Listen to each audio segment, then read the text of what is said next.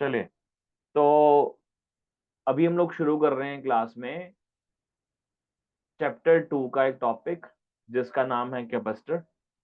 Capacitor में हम लोग कोशिश करेंगे आज की क्लास में मैक्सिमम जा सकें, बट सबसे पहले देखते हैं कि कैपेसिटर होता क्या है। मान लीजिए कि हमारे पास किसी भी साइज की, किसी भी शेप की कोई भी एक बॉडी है। मान लीजिए कोई भी ऐसी एक बॉडी है, मान लीजिए ये हमारे पास कोई भी शेप की बॉडी है। हमने इसको चार्ज दिया। जैसे ही चार्ज दिया, चार्ज देते ही क्या इस सरफेस के ऊपर इलेक्ट्रिक फील्ड लाइंस बन जाएंगी? इलेक्ट्रिक फील्ड लाइंस, यस, ऐसे इलेक्ट्रिक फील्ड लाइंस बनेंगी।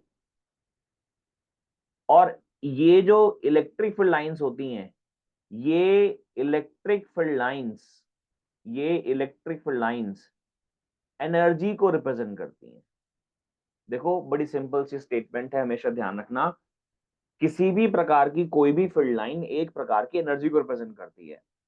अगर किसी सराउंडिंग्स में इलेक्ट्रिक फील्ड लाइंस हैं, तो यानी वहां पे इलेक्ट्रिकल एनर्जी है।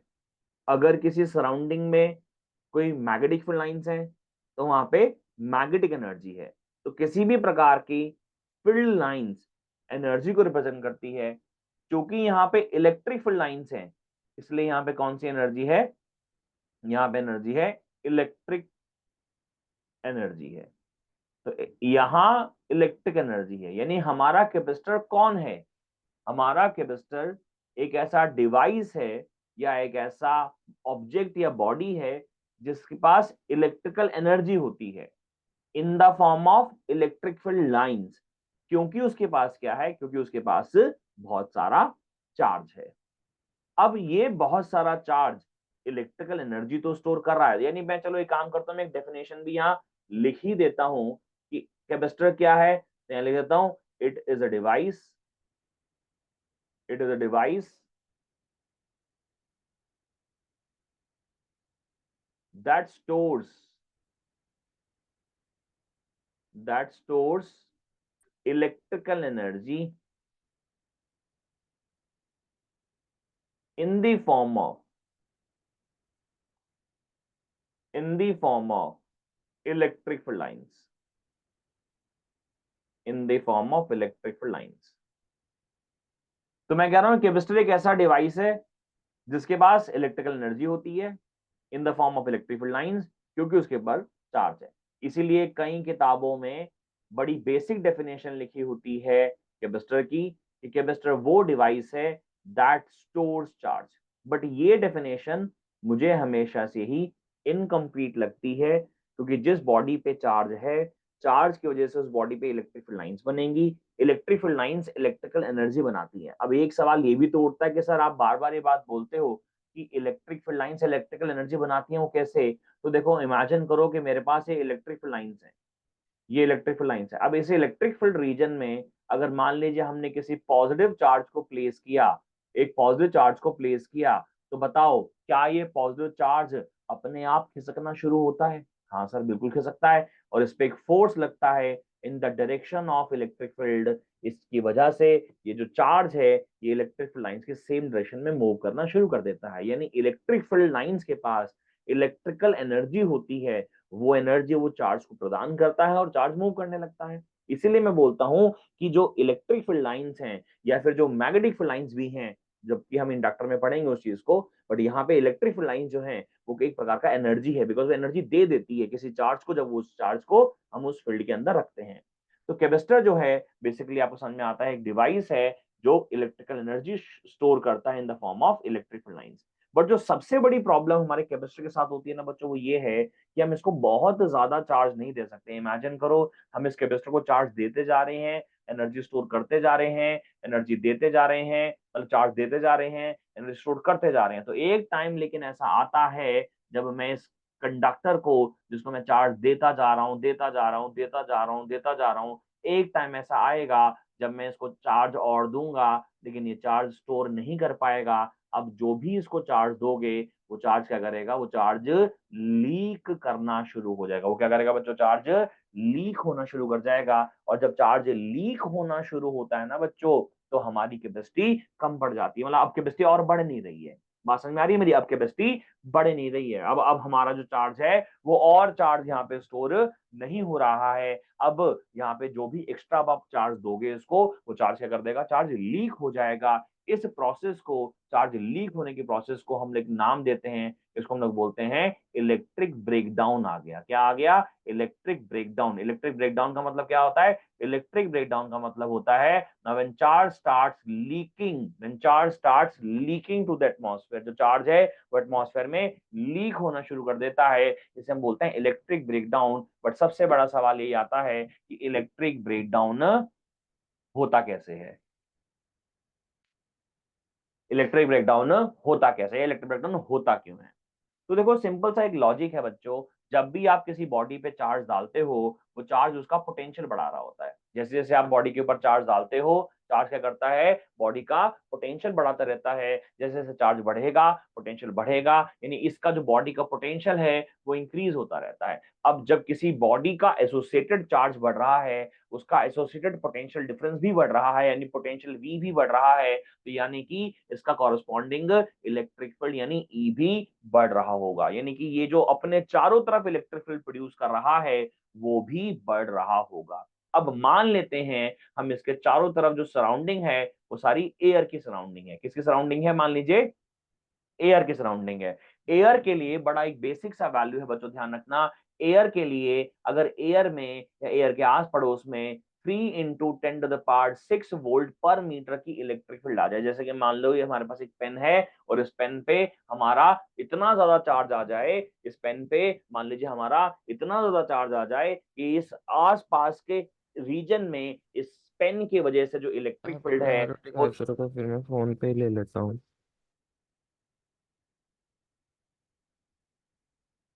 बेटा प्लीज आपस में ना बीच में बात मत करो और प्लीज अपने को म्यूट करो, या मैं यहाँ से म्यूट कर दूं सबको।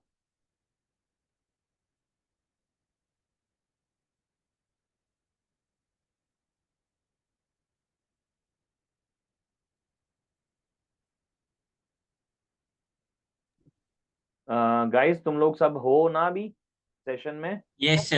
Yes yes sir. Yes Yes, sir. sir. कौन बोला था बीच में ये, चलो कोई नहीं कोई नहीं कोई नहीं कोई नहीं, लेट्स सी, शुरू करते हैं दोबारा। बोलो बेटा, मैं क्या बोल रहा था कि मान लीजिए हमारे इस कंडक्टर के आसपास में क्या है, एयर है, और एयर के लिए हमने क्या वैल्यू बोली है, अरे यार अमरीश,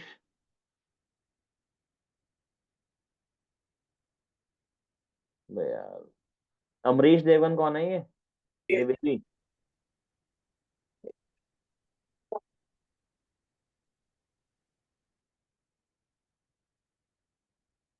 शायद तेरे से गलती से हो गया ये। चल कोई नहीं, मैंने डिसेबल कर दी है।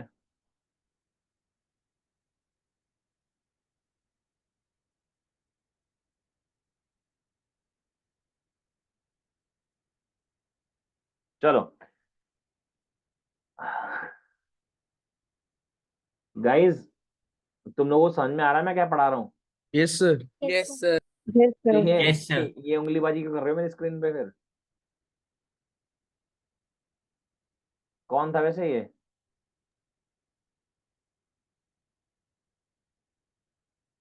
चलो तुम यार छोटे बच्चे हो यार बिल्कुल ना, एक एक चीज बोलो तुम लोगों को यार।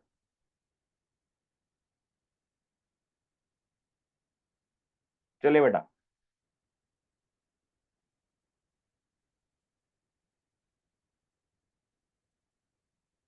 तो जैसे ही मैं किसी बॉडी पे चार्ज डालता हूँ, चार्ज डालने की वजह से क्या करता है बेटा, पोटेंशियल बढ़ता रहता है। जितना ज्यादा आप चार्ज डालते रहते हो उतना पोटेंशियल बढ़ता रहता है, लेकिन पोटेंशियल बढ़ने के साथ साथ उस बॉडी का एसोसिएटेड इलेक्ट्रिक फील्ड भी तो बढ़ता जाएगा। अब हमने क्या बोला, हमने बोला एयर के लिए अगर एयर के सराउंडिंग मीडियम के आसपास अगर इतना इलेक्ट्रिक फील्ड प्रोड्यूस हो जाए तो क्या करेगा, वो आसपास की एयर को आयोनाइज कर देगा। वो मीन बाय आयोनाइज कर देगा, ये आसपास के एयर में चार्जेस ले आएगा, यानी कि एयर का जो भी मॉलिक्यूल होगा उसको तोड़ देगा। जब तोड़ेगा तो एक पॉजिटिव आ जाएगा, एक नेगेटिव आ जाएगा, और ऐसे ऐसे बहुत सारे पॉजिटिव और नेगेटिव चार्जेस हमारे एटमॉस्फेयर में आने लगेंगे। जैसे ही ये सारे पॉजिटिव नेगेटिव चार्जेस एटमॉस्फेयर में आने लगे, अब यहाँ पे पॉजिटिव चार्जेस बहुत कम है, देख रहे हो, यहाँ पे पॉजिटिव चार्जेस बहुत ज्यादा है सॉरी बॉडी के ऊपर, और यहाँ पे पॉजिटिव चार्जेस बहुत कम है। तो चार्जेस क्या करेंगे, charges low density high density से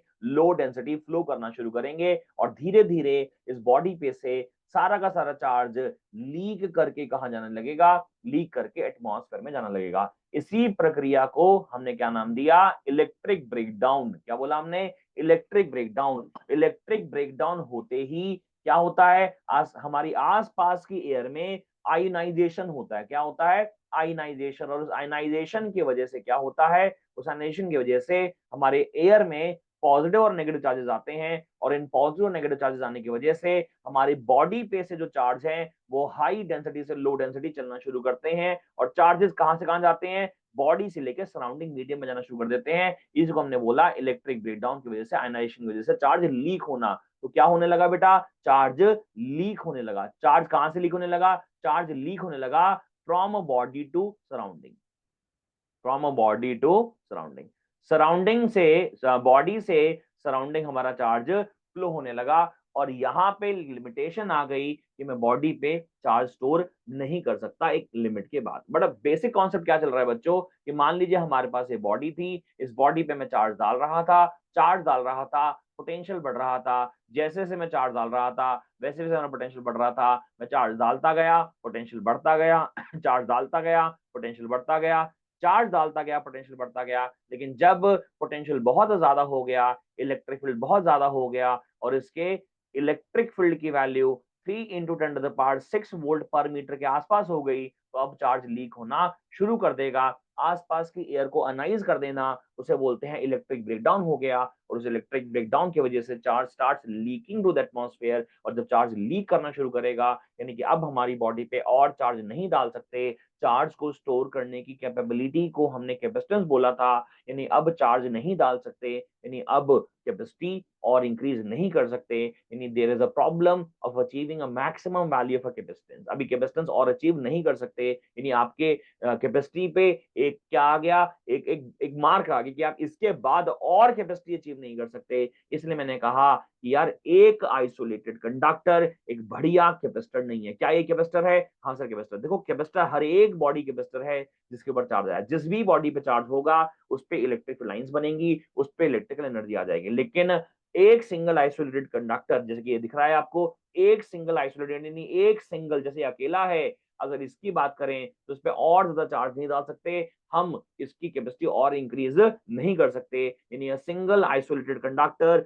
is a capacitor but it is not a good capacitor. तो हमने कहा क्या करूं, तो हमने बोला एक काम करो, आपके पास ये तो कंडक्टर है ही, आप इस पे positive positive positive positive charge डालते जा रहे हो, डालते जा रहे हो, डालते जा रहे हो, चार्ज बढ़ता जा रहा है, पोटेंशियल भी बढ़ता जा रहा है। अब मैंने एक लिमिट लगा दी कि सर इसके बाद चार्ज मत डालना, बिकॉज अब और चार्ज डालोगे तो चार्ज लीक होगा।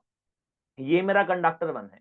मैंने कहा अब इस पे और चार्ज डालूंगा तो क्या करेगा, चार्ज लीक हो जाएगा, क्योंकि आस पड़ोस की रीजन में जो इलेक्ट्रिक फील्ड है वो कितनी है, 3 × 10⁻⁶ वोल्ट पर मीटर की है। ये एयर की वैल्यू है बच्चों, ये किसकी वैल्यू है, ये एयर की वैल्यू है।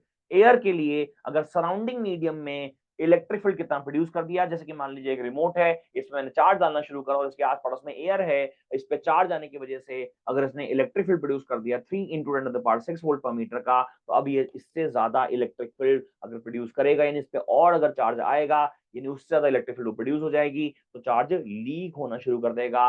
यानी कि ये लिमिटेशन है। ये जो वैल्यू मैं बार बार बोल रहा हूं 3 × 10⁻⁶ वोल्ट पर metre, this is only for air.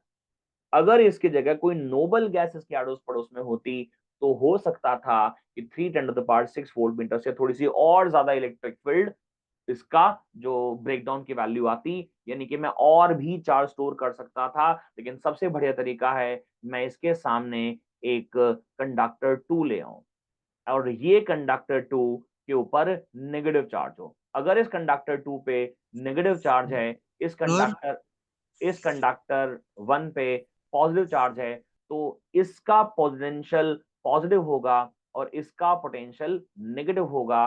तो अगर मान लीजिए इसने, हमने बोला गया कि मान लीजिए मैक्सिमम दोनों का 100 वोल्ट होना चाहिए। इमेजिन करिए कि हमने एग्जांपल दिया कि मान लीजिए एयर के लिए 100 वोल्ट का पोटेंशियल आते ही, मान लीजिए इस रिमोट पे, अगर इस रिमोट पे जितना चार्ज है, मान लीजिए इसने 100 वोल्ट का पोटेंशियल क्रिएट किया, तो ये आसपास की एयर आयनाइज नहीं हुई, लेकिन जैसे ही 100 से 101 वोल्ट होगा तो आसपास की एयर आयनाइज कर देगा। तो मैंने क्या किया, मैंने इसके सामने एक नेगेटिव कंडक्टर ले आया। नेगेटिव कंडक्टर क्या करेगा, जैसे कि मान लीजिए इसकी पहले 50 वोल्ट थी, फॉर एग्जांपल इसकी पहले कितनी थी, 50 वोल्ट थी, आपने इस पे और चार्ज डाला, चार्ज डालते गए, चार्ज डालते गए, पोटेंशियल बढ़ता गया, बढ़ता गया, बढ़ता गया, कितना हो गया, 100 वोल्ट हो गया। अब मुझे पता है 100 वोल्ट हो चुका है, 100 वोल्ट से ज्यादा अब इसका पोटेंशियल नहीं बढ़ सकता, तो मैंने क्या ले आया, मैंने नेगेटिव कंडक्टर सामने ले आया। उससे क्या हुआ, इसने मान लीजिए -20 वोल्ट प्रोड्यूस कर दिया, फॉर एग्जांपल। जैसे ही -20 इसने वोल्ट प्रोड्यूस किया, नेट वोल्टेज कितना हो गया, कॉम्बिनेशन का 80 वोल्ट। ये ब्रेकडाउन कब लेके आता, 100 वोल्ट पे। ये कितना ब्रेकडाउन पे लेके आता, 100 वोल्ट पे। अब नेट वोल्टेज कितना हो गया, 80 वोल्ट, यानी अब भी हम इस पे और चार्ज स्टोर कर सकते हैं। तो दूसरा कंडक्टर लाते ही क्या हो गया, दूसरा कंडक्टर लाते ही हमारी कैपेसिटी इंक्रीज कर गई। मैं इस पे अब और पॉजिटिव चार्ज ला सकता हूं, कितना, 120 वोल्ट तक इसको मैं कर सकता हूं, बिकॉज 120 -20 कितना हो जाएगा, फिर वो 100 वोल्ट हो जाएगा। यानी अगर मैं इस पे और नेगेटिव चार्ज ले आऊं, तो फिर अगर मान लीजिए इसमें मैंने -40 कर दूं, तो फिर आप इसके ऊपर 140 वोल्ट तक कर सकते हो, बिकॉज 140 -40 कितना हो जाएगा, फिर 100 वोल्ट हो जाएगा। यानी combination of two conductor is a better choice. एक सिंगल आइसोलेटेड कंडक्टर एक बढ़िया कैपेसिटर नहीं था। हमने बढ़िया कैपेसिटर बनाने के लिए कॉम्बिनेशंस बनाने हैं, ये बेसिक थियरी है। क्या तुम्हें कुछ समझ में आया जो मैंने पढ़ाया पूरा अभी तक पीछे? Yes sir. यस सर ये वैल्यू सर। कांस्टेंट है कौन सी वैल्यू? Sir, 3 × 10⁻⁶ volt. हाँ, ये वैल्यू एयर के लिए फिक्स है। सर आफ्टर लीकिंग की मतलब मतलब नहीं लीक नहीं, होने के 3 × 10⁻⁶ तक कोई लीकिंग पहले। नहीं होगी। 3 × 10⁻⁶ तक कोई लीकिंग नहीं होगी, उसके बाद लीकिंग शुरू होती है। यानी अगर आप किसी बॉडी पे चार्ज दो, चार्ज डालते जाओ, डालते जाओ, डालते जाओ, डालते जाओ, जब तक उस पे 3 × 10⁻⁶ वोल्ट पर मीटर का इलेक्ट्रिक फील्ड आया, तब तक कोई दिक्कत नहीं है। जैसे ही इससे ज्यादा आया तो ब्रेकडाउन शुरू हो जाएगा। सर वैसे ऐसा जरूरी ओके सर। है कोरोनल पॉइंट से ही लीक होएगा? दोबारा बोलो। सर ऐसा जरूरी है कि हमेशा कोरोनल पॉइंट से ही लीक होएगा चार्ज? हाँ, बिल्कुल सही बात है। कोरोनल पॉइंट से लीक होने का मतलब, क्योंकि कई बच्चों को कोरोनल पॉइंट नहीं पता, तो एक कॉन्सेप्ट होता है कोरोना डिस्चार्ज। उसको हम लोग बोलते हैं discharge from a sharp points. जैसे कि चार्ज जो लीक होने वाला है पूरी बॉडी में, वो यहां से होने वाला है, कहीं यहां से, इस पॉइंट से, जहां से पॉइंटेड एज होती है। पॉइंटेड एज से ही हमेशा, बिकॉज पॉइंटेड एज पे क्या होता है, पॉइंटेड एज पे जैसे कि मान लीजिए कोई पॉइंटेड एज है ऐसी, जैसे पेन की टिप है, यहाँ पे सिग्मा क्या होगा, सिग्मा बहुत ज्यादा होगा या कम होगा, ज्यादा होगा, बिकॉज टिप है ना, टिप का एरिया तो बहुत कम है, एरिया कम है तो सिग्मा ज्यादा होगा। बिकॉज सिग्मा का फॉर्मूला क्या होता था, याद करो, सिग्मा इज चार्ज अपॉन में एरिया। तो अगर सिग्मा ज्यादा है, तो जो कंडक्टर की इलेक्ट्रिक फील्ड है, sigma by epsilon not, electric field भी ज्यादा हो जाएगी। यानी पूरी बॉडी पे सबसे ज्यादा इलेक्ट्रिक फील्ड कहां होगी, शार्प एज पे होगी। कहां होगी, शार्प एज पे होगी। और शार्प एज पे अगर इलेक्ट्रिक फील्ड ज्यादा होगी, तो वहीं से लीक होना शुरू हो जाएगा। अगर मैं आपको बोलूं कि हमारे पास एक बॉडी है, हमारे पास एक बॉडी है, ये ऐसी है, मान लीजिए इस तरीके की बॉडी, ये शार्प एज यहाँ पे है, तो अगर बॉडी पे सारा चार्ज आ रहा है, तो चार्ज लीक कहां से होगा, वो शार्प एज से होगा चार्ज लीक। इसे कोरोना डिस्चार्ज बोलते हैं। चलिए, और कोई डाउट किसी को यहाँ पे? और कोई डाउट किसी को यहाँ पे बच्चों? सर हाँ, सर E = V/R की वजह से इस पे कोई डिपेंडेंसी होगी रेडियस के लिए बॉडी पे? कि सर रेडियस जैसे की, अगर हाँ, रेडियस। शेप पे ना। यस सर, यस हाँ, शेप पे डिपेंडेंसी होती है, शेप पे डिपेंडेंसी होती है। चलो बच्चों, दोबारा से एक बार इसको रिकैप्सुलेट कर लेते हैं। कैपेसिटर क्या होता है, सारे बच्चे बताएंगे। कैपेसिटर एक ऐसी बॉडी जिसके ऊपर एनर्जी स्टोर की जाती है इन the form of electric field lines, क्योंकि उसके पास क्या होता है, चार्ज होता है। बोलो सही है। लेकिन चार्ज बहुत ज्यादा हम आइसोलेटेड कंडक्टर पे नहीं डाल सकते। क्यों नहीं डाल सकते, बिकॉज जब आप बहुत ज्यादा चार्ज डालते हो, तो बॉडी पे चार्ज क्या करना शुरू कर देता है, चार्ज लीक करना शुरू कर देता है। चार्ज क्या करता है? चार्ज लीक करना शुरू लीक कर करता है। हमने कहा यार लीक हो रहा है, क्या करें? हमने कहा लीक क्यों हो रहा है पहले बताओ। लीक इसलिए हो रहा है क्योंकि हमने इलेक्ट्रिक फील्ड की वैल्यू मैक्सिमम अचीव कर ली थी, हमारा पोटेंशियल बहुत ज्यादा हो गया था। तो एक काम करो, अगर आपके पास एक पॉजिटिवली चार्ज कंडक्टर है तो उसके सामने क्या ला कर रख दो? नेगेटिव चार्ज कंडक्टर ला के रख दो, ताकि जो नेट पोटेंशियल है वो घट जाए, ताकि नेट इलेक्ट्रिक फील्ड क्या हो जाए? घट जाए, ताकि जो इलेक्ट्रिक ब्रेकडाउन हो रहा था वो ब्रेकडाउन नहीं हो, तो चार्ज लीक होगा ही नहीं। समझ में आया कि नहीं आया? Yes sir. पक्की बात बच्चों, आगे चल सकता हूं? Yes sir. चलो, तो Yes, अब sir. हमने बोल दिया कि ठीक है, एक सिंगल आइसोलेटेड कंडक्टर, ये हमारा एक सिंगल आइसोलेटेड कंडक्टर है, ये कंडक्टर 1 है, मैं इस पे चार्ज डाल रहा हूं। क्या ये कैपेसिटर है? हाँ सर ये कैपेसिटर है। लेकिन क्या ये बढ़िया कैपेसिटर है? सारे बच्चे बताएंगे, क्या ये बढ़िया कैपेसिटर है? Yes. क्या ये बढ़िया कैपेसिटर है? No sir. ये बढ़िया No. कैपेसिटर नहीं है। क्यों बढ़िया कैपेसिटर नहीं है? ये Isolated. आइसोलेटेड है। नहीं, आइसोलेटेड तो है, लेकिन क्यों बढ़िया नहीं है? क्योंकि इस पे और ज्यादा चार्ज स्टोर नहीं कर सकता, बिकॉज चार्ज स्टोर करूंगा तो ये क्या करेगा? चार्ज लीक कर देगा। इलेक्ट्रिक ब्रेकडाउन हो जाएगा। हमने लीक करेगा कहा चार्ज। इलेक्ट्रिक ब्रेकडाउन हो जाए। हमने कहा एक काम करो, इसके सामने एक कंडक्टर रख दो, कंडक्टर नंबर 2, और उस पे रख दो कौन सा चार्ज? नेगेटिव चार्ज, यानी इसका जस्ट अपोजिट, इसका जस्ट अपोजिट। यानी अगर हम कंडक्टर 1 पे नेगेटिव चार्ज रखते, अगर इनिशियली हम कंडक्टर 1 पे नेगेटिव चार्ज रखते, तो कंडक्टर 2 पे कितना चार्ज रखना पड़ता हमें? Positive charge. बोलो तो सही यार। Yes, sir. यानी Yes, sir. combination of two conductors is a capacitor। लेकिन उनमें से एक क्या होना चाहिए? एक होना चाहिए पॉजिटिव चार्ज, एक होना चाहिए नेगेटिव चार्ज। अगर मान लो हमने कंडक्टर 1 के सामने, अगर हमने कंडक्टर 1 के सामने कंडक्टर 2 रखा और कंडक्टर 2 भी पॉजिटिव चार्ज कर दिया, तो ये तो बिल्कुल खराब हो जाएगी नहीं बात भैया। तो पहले ही चार्ज लीक होना शुरू हो रहा है, अब और से चार्ज लीक करवाने की बात कर रहे हो, बिकॉज पोटेंशियल ज्यादा हाई हो जाएगा ना। मान लीजिए सैचुरेशन 100 वोल्ट पे आना था, इसने 100 वोल्ट ले आया था। अब इस पे अगर आप इस पे और पॉजिटिव चार्ज लाओगे तो और, मान लीजिए इस पे 10 वोल्ट आ गया, तो 100 तो पहले था, अब 110 हो गया, तो चार्ज और ज्यादा लीक नहीं होएगा। इसलिए कॉम्बिनेशन ऑफ कंडक्टर्स जब भी बनेगा, वो दो डिसिमिलर चार्जेस के कंडक्टर की वजह से बनेगा। यानी पॉजिटिव के सामने अगर एक पॉजिटिव कंडक्टर है तो वो कैपेसिटर नहीं है, वो तो और ब्रेकडाउन करवा देगा ना भाई। इसलिए पॉजिटिव के सामने अगर नेगेटिव आती है या नेगेटिव के सामने पॉजिटिव कंडक्टर आता है तो वो ही कैपेसिटर बनता है, और यहीं से ओरिजिनेशन होता है पैरेलल प्लेट कैपेसिटर का। इसका नाम ले रहा हूं बेटा मैं, Parallel plate capacitor. Parallel plate capacitor. अब पैरेलल प्लेट कैपेसिटर क्या है बच्चों? मान लीजिए आपके पास एक पॉजिटिव प्लेट है, मान लीजिए आपके पास एक पॉजिटिव प्लेट है, प्लेट ए। इस पे आप पॉजिटिव चार्ज डाल रहे हो, डाल रहे हो, डाल रहे हो, डाल रहे हो, डाल रहे हो, डालते जा रहे हो। अब जाके मैंने बोला कि नहीं यार, इस पे और चार्ज नहीं डाल सकता, बिकॉज और चार्ज डालूंगा तो चार्ज क्या करेगा बच्चों? Leak. लीक कर जाएगा। चार्ज लीक क्यों करेगा? चार्ज लीक क्यों करेगा? The potential exceed हो जाएगा.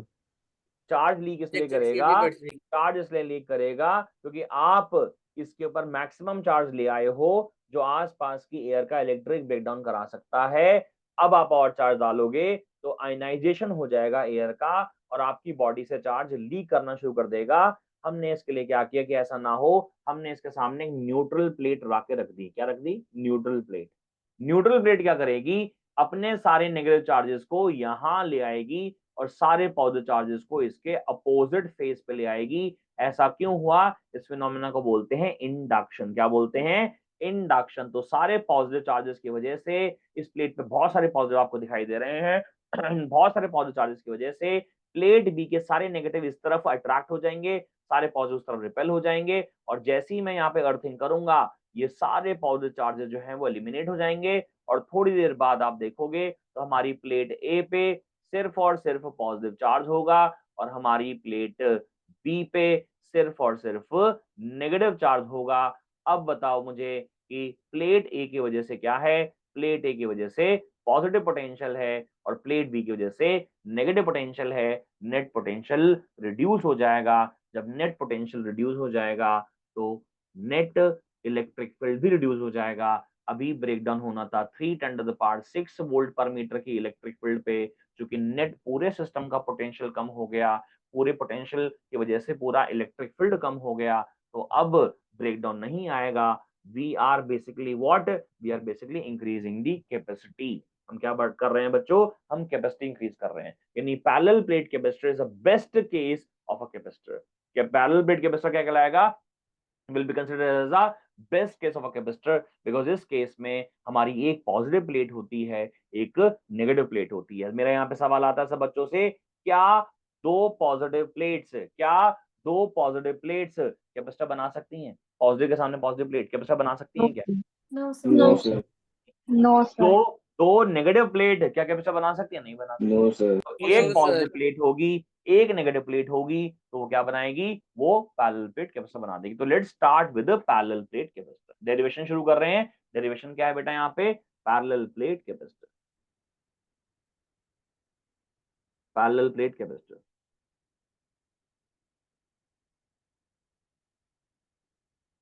तो मान लीजिए बच्चों हमारे पास एक पॉजिटिव प्लेट है, या इसको ऐसे बना लेता हूं,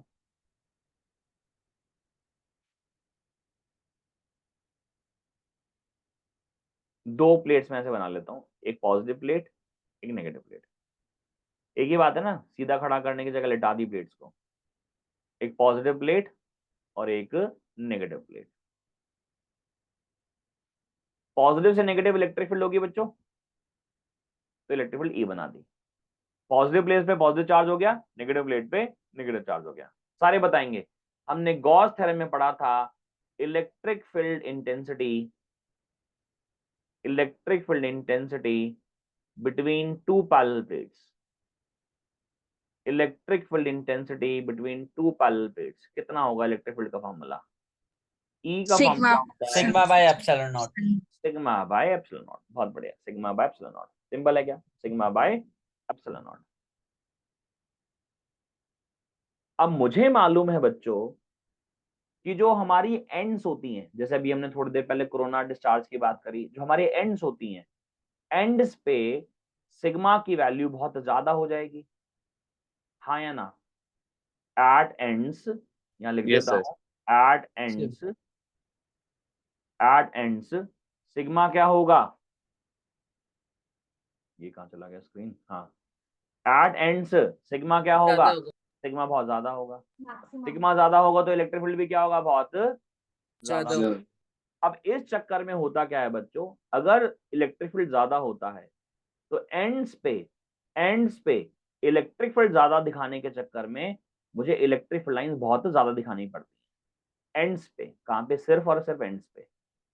देख रहे हो क्या, पॉजिटिव से नेगेटिव इलेक्ट्रिक लाइंस दिखा रहा हूं, बोलो ऐसे। बीच में तो हर जगह यूनिफॉर्म है, लेकिन एंड्स पे इलेक्ट्रिक लाइंस क्या है? बहुत, बोलो, बहुत ज्यादा है। इस फिनोमेना को बोलते हैं crowding of electric field lines at the ends. बोलो हाँ है ना? Yes, sir. Crowding of electric field lines at ends. और crowding of electric field lines at ends को एक नाम दिया जाता है fringing of electric field lines. क्या नाम दिया? Fringing of electric field line. Fringing of electric field lines. अब एक बात बताओ, फॉर्मूला तो वैसे ई का formula sigma by epsilon not होता है। अगर ऐसा हो जाए जैसा कि मैं बोल रहा था यहाँ पे, अगर ऐसा हो जाए कि यहाँ पे फ्रिंजिंग हो जाए, यहाँ पे क्राउडिंग हो जाए, तो फिर तो ये फॉर्मूला फेल हो जाएगा। तो हमने कहा फॉर्मूला तो फेल नहीं होना चाहिए, तो फॉर्मूला तो हमें यही इस्तेमाल करना है। तो इसलिए हमने कहा एक काम करो, ये जो प्लेट्स है ना, इनको बहुत बड़ा बड़ा ले लो, एरिया इनका बहुत ज्यादा ले लो। ये एरिया तो है, प्लेट का एरिया बढ़ गया। जैसे ये हमारे पास एक किताब है, अगर ये मेरे पास एक किताब है तो इसका प्लेट का एरिया बहुत ज्यादा ले लो, एरिया बहुत ज्यादा ले लो, ये वाला एरिया।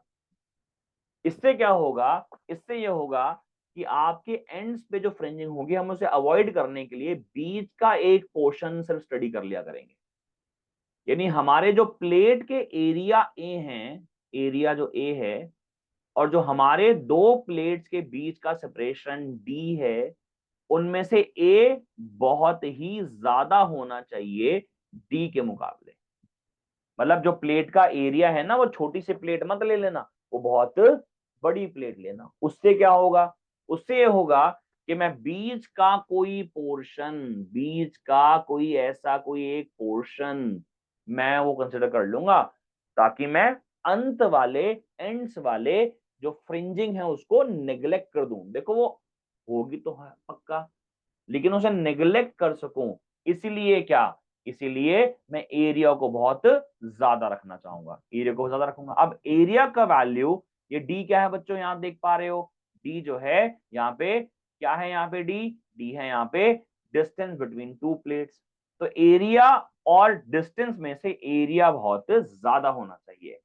लेकिन चूंकि ये जो आप देख रहे हो इनइक्वालिटी, ये डायमेंशनली रॉन्ग है, तो मैं इसमें ना डी स्क्वायर लगा देता हूँ। डी स्क्वायर इसलिए लगा दिया क्योंकि एरिया की यूनिट तो बच्चों मीटर स्क्वायर होती है, डिस्टेंस की यूनिट मीटर होती है, तो उस पर स्क्वायर लगेगा तो मीटर स्क्वायर हो जाएगा, तो डायमेंशनली ठीक हो जाएगी। याद रहेगा क्या मैं बोल रहा हूँ? बोलो। So, Yes, sir. क्या तुम्हें समझ में आया कि पैरेलल प्लेट कैपेसिटर बनाते हुए area of two parallel plate must be kept as large as possible as compared to the distance between them? Yes, sir. तो मैं यहां लिख रहा हूं क्या, मैं लिख रहा हूं if area of plates is A and distance between plates is D, then for avoiding fringing of electric field lines,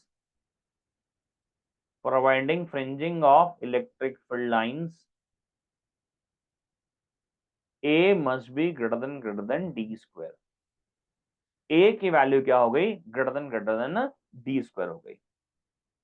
अब जब A Sir, के हाँ बोलो।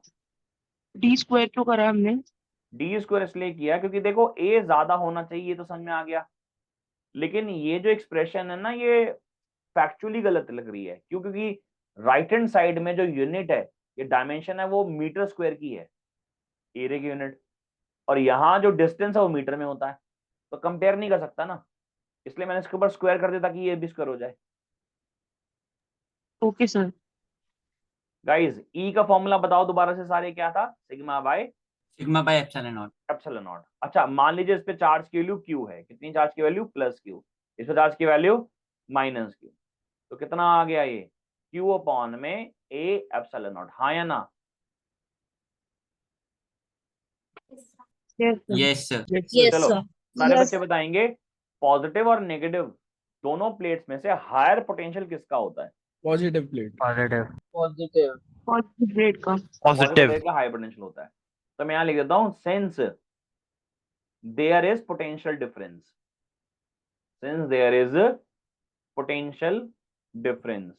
between two parallel plates, since there is potential difference between two parallel plates, तो potential difference V का formula होता है बेटा E multiply by D. Sir ये कहां से आया? अरे E का फॉर्मूला dV बाय dr हुआ करता था, याद करो चैप्टर 1 में से। Yes sir. dV का मतलब क्या, पोटेंशियल डिफरेंस, उसको मैंने क्या मान लिया, V मान लिया, और दोनों प्लेट्स के बीच में डिस्टेंस कितना है, हमने D लिया हुआ है, तो V अपॉन में D हो गया। तो अगर मैं इसको भूल जाऊं तो V का फॉर्मूला क्या बनेगा, यहां से ED तो बनेगा। अरे बोलो भाई, Yes, sir. सही है। चलो अब E की वैल्यू बताओ, कितनी E की वैल्यू, Q अपॉन में A epsilon multiply by D, हाँ या ना? Yes sir. Yes, equation number 1 बात, ठीक है क्या? बोलो। Yes sir. Yes sir. Yes, sir. अच्छा मैं अभी ऊपर एक कॉन्सेप्ट पढ़ा रहा था, मैं यहाँ पे बता रहा था कि जब भी आप किसी बॉडी के ऊपर चार्ज डालते हो, तो चार्ज डालने से उसका पोटेंशियल बढ़ जाता है, यस और no? Yes sir. Yes. Potential Yes, बढ़ता रहता है, चार्ज बढ़ता रहता है, पोटेंशियल बढ़ता रहता है। इस प्रोपोर्शनलिटी को हटाने के लिए एक कांस्टेंट लगाया जाता है C, इस कांस्टेंट का नाम होता है कैपेसिटेंस। क्या नाम होता है? कैपेसिटेंस। कैपेसिटेंस। बच्चे कई बारी गलती करते हैं, कभी कोई बच्चा Q multiply by V C लिख देता है, कोई बच्चा Q डिवाइडेड बाय या V डिवाइडेड बाय C को Q लिख देता है। तो मैंने ना आपको एक साइंटिस्ट का नाम बताया था, हिंदुस्तान के बहुत बड़े एक साइंटिस्ट है, इन्होंने रमन इफेक्ट दिया था, CV रमन साहब। तो CV याद रखना हमेशा साथ रहेगा। तो CV अगर साथ रहेगा तो अगला क्या होगा, Q ही होगा। तो Q इक्वल्स टू CV हमेशा आप एक फॉर्मूला याद रखेंगे, ठीक है ना। C क्या है बेटा यहाँ पे, कैपेसिटेंस। बोलो मेरे साथ, कैपेसिटी। चलो। तो मैं बोल रहा हूं सिंस Q का फॉर्मूला क्या होता है, CV, तो यहां से V का फॉर्मूला कितना आ जाएगा, Q अपॉन में C। हाँ या ना। Yes sir. V का फॉर्मूला ये, V का फॉर्मूला ये, दोनों को क्या कर सकता हूं, इक्वेट कर सकता हूं क्या, इक्वेट क्या, बोलो क्या आ गया, ये आ गया Q D अपॉन में A epsilon naught is equals to Q by C। Q से Q कैंसिल आउट हो गया, तो बोलो C का फॉर्मूला कितना आ गया, A epsilon naught by T। यानी capacitance of a parallel plate capacitor is equals to area permittivity of a free space which is actually between two plates divided by T। याद रहेगा क्या, yes sir. यहां तक Yes. सब कुछ clear है। तो प्लीज मुझे सारे बच्चे एक बार हाँ बोलेंगे, क्योंकि कुछ बच्चे हैं जो चुपचाप बैठे रहते हैं, मुझे Yes, sir. समझ में नहीं आ रहा। Yes, sir. Yes, sir. Yes, sir. Yes, sir. Yes, sir. चलो, वेरी गुड बेटा, Yes, sir. Thank you so much. अभी आप साफ देख पा रहे हैं कि कैपेसिटेंस का जो फॉर्मूला है वो क्या है, A epsilon naught by D है। यानी जो कैपेसिटेंस है वो डायरेक्टली प्रोपोर्शनल टू एरिया है। तो अगर आप प्लेट का एरिया बढ़ाओगे तो क्या कैपेसिटेंस बढ़ेगा, यस और सर। अगर आप दो प्लेट्स के बीच का सेपरेशन घटाओगे तो कैपेसिटेंस बढ़ेगा। Yes, sir. अपने को तो कैपेसिटेंस बढ़ानी ही बढ़ानी है ना, हम तो हमेशा चाहेंगे कि कैपेसिटेंस बढ़े ही बढ़े। तो कैपेसिटेंस बढ़ाने के दो तरीके, या तो प्लेट का एरिया बड़ा कर दो, या तो दो प्लेट्स के बीच का सेपरेशन बहुत कम कर दो। ये दो वो तरीके हैं जिनसे कैपेसिटेंस बढ़ाई जा सकती है। लेकिन सबसे ज्यादा कैपेसिटेंस बढ़ाई जा सकती है अगर किसी तरह आप दोनों के बीच का मीडियम चेंज कर दो, क्योंकि आपको मालूम है permittivity of free space epsilon not सबसे कम एयर की होती है, बाकी सब मीडियम की परमिटिविटी एयर से ज्यादा ही होती है। यानी अगर आप कैपेसिटर की प्लेट्स के बीच में कोई भी मीडियम इंसर्ट करोगे तो उसकी परमिटिविटी बढ़ जाएगी, और अगर मतलब बढ़ जाएगी मतलब वो एप्सिलॉन नॉट से एप्सिलॉन एम हो जाएगा, और एप्सिलॉन एम हमेशा क्या होता है, एप्सिलॉन नॉट से ज्यादा ही होता है। इसीलिए दो प्लेट्स के बीच में, कैपेसिटर की दो प्लेट्स के बीच में आप कुछ भी डाल दीजिए, आपकी कैपेसिटेंस हमेशा बढ़ेगी ही बढ़ेगी। बात समझ में आ रही है मेरी क्या, यस सर। Yes sir. तो Yes, यहां sir. से नया कॉन्सेप्ट शुरू होता है इंसर्शन ऑफ डाइलेक्ट्रिक स्लैब का। लेकिन उससे पहले मैं आपको डाइलेक्ट्रिक के बारे में कुछ एक बात बता देता हूं। डाइलेक्ट्रिक स्लैब बेसिकली एक रेक्टेंगुलर स्लैब जैसा मैं यहाँ पे बना लेता हूं। ये स्लैब जो आप मेरी स्क्रीन पे देख रहे हो, ये मान लीजिए डाइलेक्ट्रिक स्लैब है।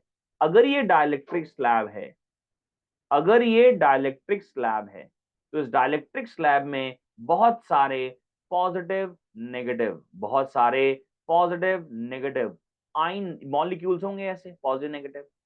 बिकॉज डाइलेक्ट्रिक एक ऐसा मटेरियल होता है जिसके अंदर बहुत सारे डाइपोल्स होते हैं या फिर डाइपोल के मॉलिक्यूल्स होते हैं।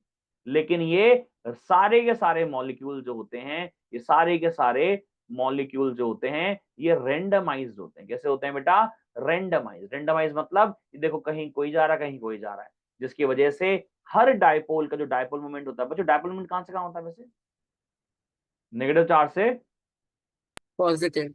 हाँ। तो देखो इसका Positive. डाइपोल, इस वाले मॉलिक्यूल का डाइपोल मोमेंट कहां हुआ, नीचे हो गया। इसका डाइपोल मोमेंट कहां हो गया, ऊपर हो गया। इस वाले का डाइपोल मोमेंट कहां हो गया, इस वाले का मान लीजिए यहां हो गया, और एक मॉलिक्यूल और कोई बना देता हूं, उसका मॉलिक्यूल का डायपोल मोमेंट यहाँ होगा। तो क्योंकि सारे के सारे डायपोल्स या मॉलिक्यूल्स रेंडमाइज्ड होते हैं, इसलिए यहाँ पे नेट डायपोल मोमेंट कितनी होती है बच्चों? यहाँ पे नेट डायपोल मोमेंट होती है 0। बात समझ में आ रही है क्या? नेट डायपोल मोमेंट कितनी होती है? 0। लेकिन जैसे ही मैं इस डाइलेक्ट्रिक स्लैब को एक एक्सटर्नल फील्ड में रखता हूं, ये क्या लगा दी मैंने एरो, क्या किस चीज का बनाया बच्चों? एक्सटर्नल फील्ड का।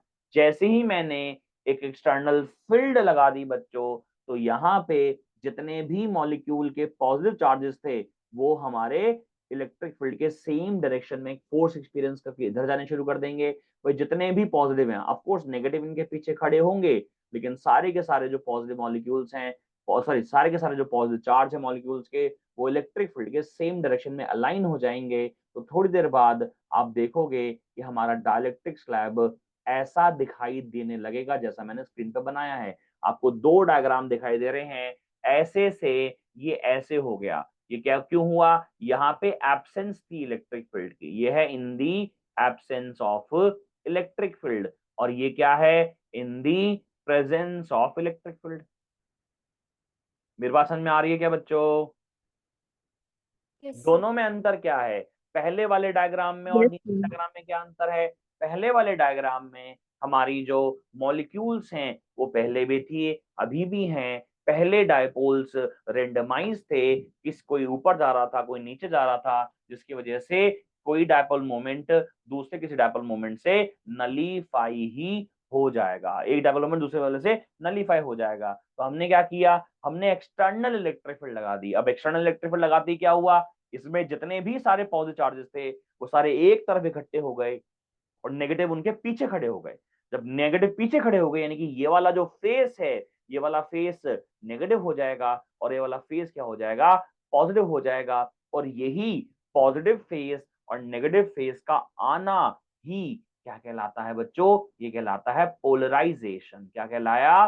पोलराइजेशन। पोलराइजेशन किसका? पोलराइजेशन ऑफ डाइलेक्ट्रिक या फिर पोलराइजेशन ऑफ डाइलेक्ट्रिक स्लैब। तो पोलराइजेशन ऑफ डाइलेक्ट्रिक स्लैब में क्या होता है बच्चों? जब आप एक डाइलेक्ट्रिक स्लैब, जिसको मैंने नेचर से ऐसे उठा लिया, मैंने उसमें कोई इलेक्ट्रिक फील्ड नहीं लगा रखा, उसमें सब डायपोल जो थे वो रेंडमाइज थे।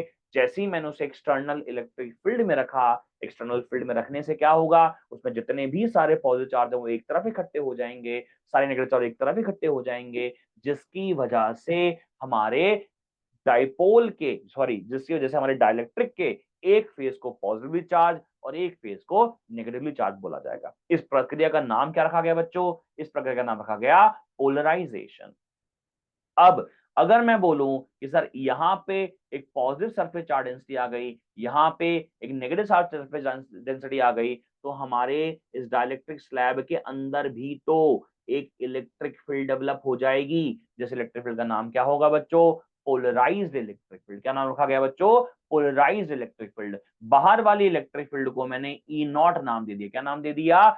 ई नॉट। ई नॉट क्या होता है बच्चों? ई नॉट होता है एक्सटर्नल इलेक्ट्रिक फील्ड। क्या बोलते हैं उसको? External electric field. और जो अंदर पोलराइजेशन की वजह से इलेक्ट्रिक फील्ड डेवलप हुई, उसका क्या नाम रखा बच्चों? मैंने उसका नाम रखा मैंने पोलराइज्ड इलेक्ट्रिक फील्ड। मैं लिख भी देता हूं, ईपी कौन है बच्चों? ईपी है पोलराइज्ड इलेक्ट्रिक फील्ड। ईपी है polarized electric field. Polarized electric field. तो polarized electric field external electric field के सेम डायरेक्शन में है बच्चों या फिर अपोजिट में? मुझे जवाब चाहिए, सारे बच्चे बताएंगे। इलेक्ट्रिक फील्ड जो है 2 लग रही है यहाँ पे, एक लग रही है एक्सटर्नल इलेक्ट्रिक फील्ड, एक लग रही है यहाँ पे पोलराइज्ड इलेक्ट्रिक फील्ड। क्या ये दोनों सेम डायरेक्शन में है या अपोजिट? अंधा भी देखिए। Opposite.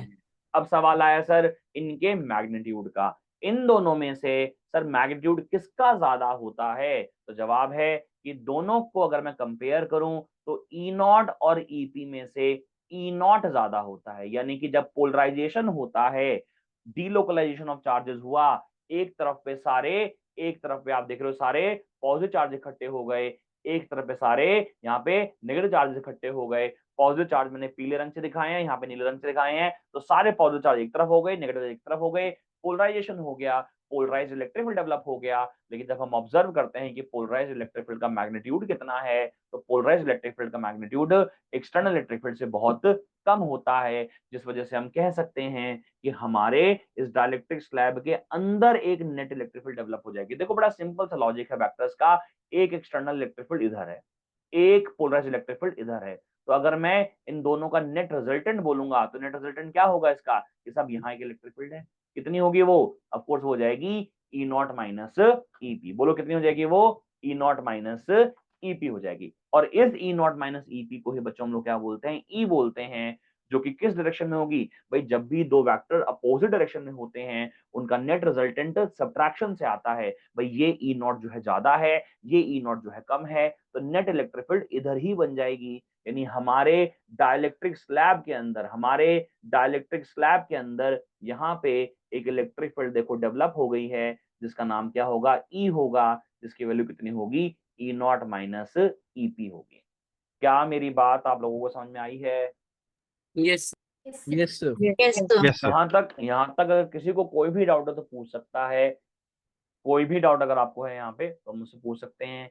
डाइलेक्ट्रिक स्लैब के अंदर बहुत सारे क्या होते थे बच्चों, डाइलेक्ट्रिक स्लैब के अंदर बहुत सारे मॉलिक्यूल्स होते हैं सर। ये जो सारे मॉलिक्यूल्स हैं वो सारे क्या हैं, ये सारे मॉलिक्यूल्स क्या हैं, रेंडमाइज्ड होते हैं। क्या होते हैं, रेंडमाइज्ड और डिसओरिएंटेड होते हैं, जिस वजह से क्या होता है, जिस वजह से हमारा जो नेट डायपोल मोमेंट है वो जीरो हो जाता है। इन दी एब्सेंस की बात कर रहे हैं, लेकिन जैसे ही मैंने एक इलेक्ट्रिक फील्ड के अंदर स्लैब को रखा, उसमें पोलराइजेशन हो गया, जिसकी वजह से एक फेज पॉजिटिव हो गया, एक फेज नेगेटिव हो गया, उसके अंदर एक पोलराइज्ड इलेक्ट्रिक फील्ड डेवलप हो गई, जिसकी वैल्यू एक्सटर्नल इलेक्ट्रिक फील्ड से बहुत कम थी, जिसकी वजह से हमारे डाइलेक्ट्रिक स्लैब के ही अंदर एक इलेक्ट्रिक फील्ड सेट हो गया, जिसकी वैल्यू कितनी है, ई नॉट माइनस ईपी।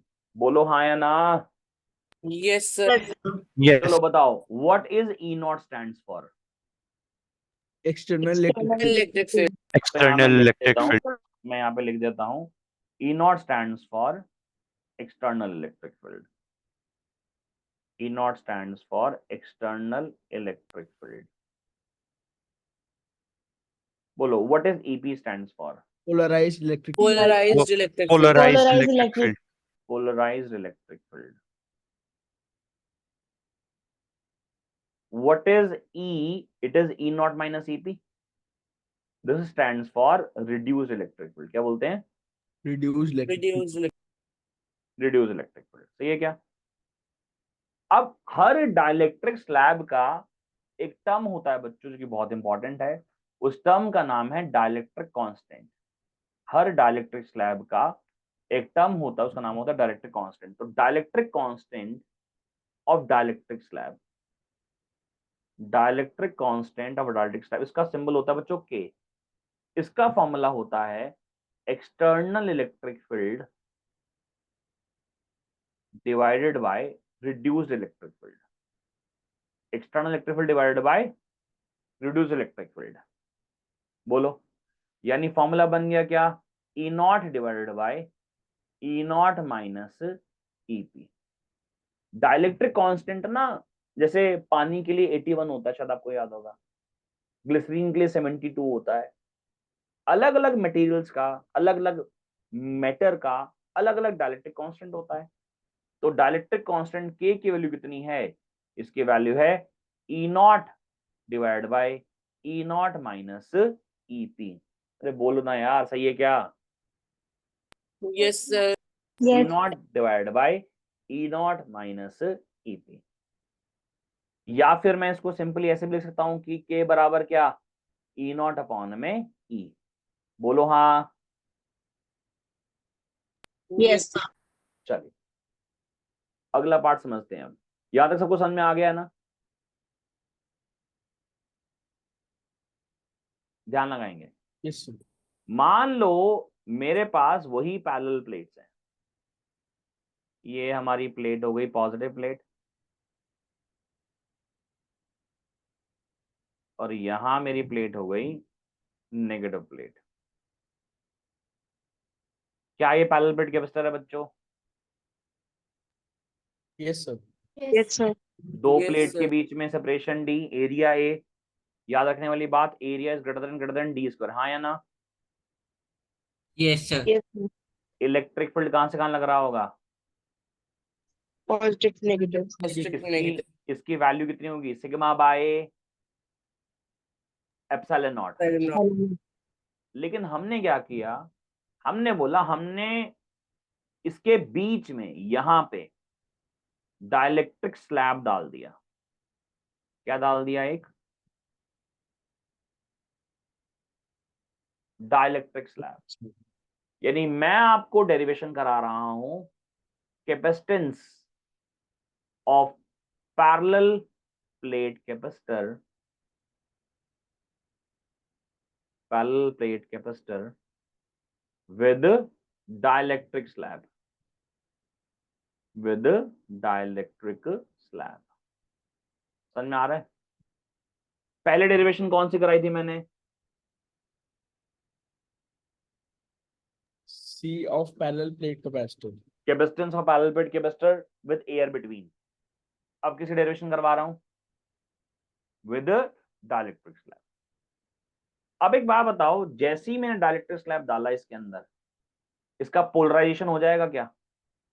क्योंकि जो एक्सटर्नल इलेक्ट्रिक फील्ड लगी हुई है यहाँ पे ई नॉट, जो कि एक्चुअल में कितनी है? सिग्मा बाय एप्सिलॉन नॉट है। बोलो तो सही यार। Yes. जो सिग्मा बाय एप्सिलॉन नॉट है, ये हमारे डाइलेक्ट्रिक स्लैब को पोलराइज करना शुरू करेगी, और थोड़ी देर बाद यहाँ पे पॉजिटिव, यहाँ पे नेगेटिव, यहाँ पे पॉजिटिव, यहाँ पे नेगेटिव, ऐसे चार्जेस आ जाएंगे क्या? बोलो, बोलो तो सही यार। Yes, sir. Yes, sir. Yes, sir. पूरा नहीं बना रहा, पर तुम समझ में आ गया ना तुम लोगों को? ऐसे होगा।